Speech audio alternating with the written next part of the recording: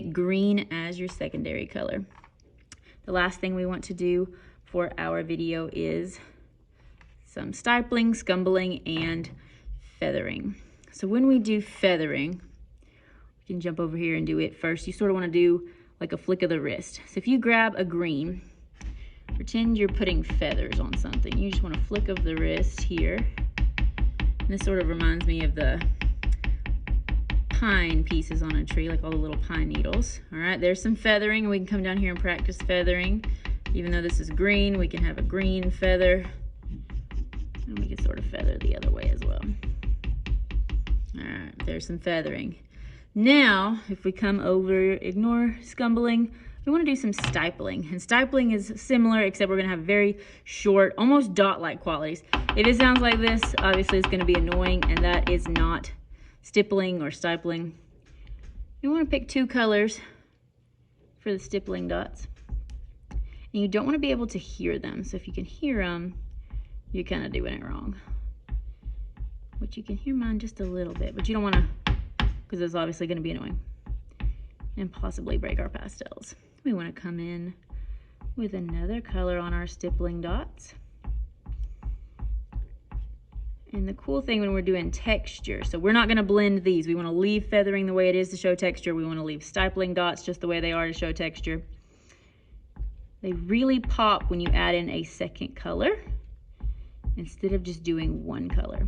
And so now I want to come to my little porcupine. I'm going to add some stippling dots all over him. I'll fill this out a little bit more, but for the sake of time, I'm going to go pretty slow or pretty fast and not fill in as much as I normally would. Just give him some stippling dots, however you say it. And the last one, we can do scumbling. And maybe grab an orange and a yellow and possibly a red. So I'm just going to take this pastel and sort of just do just a real swirly motion here.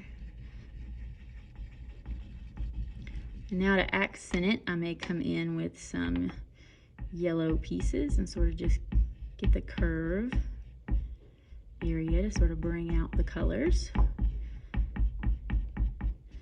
And on the red on the under parts of a lot of these little circles that I've got here.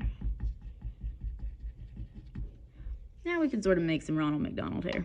So I'm going to come in and do my scumbling effect. We've got Pennywise. I'm gonna come in, add a little yellow to his hair.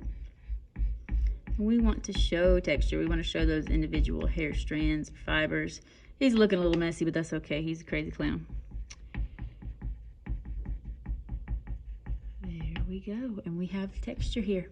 It really makes it pop when you bring in those extra colors, and just for fun. Whew.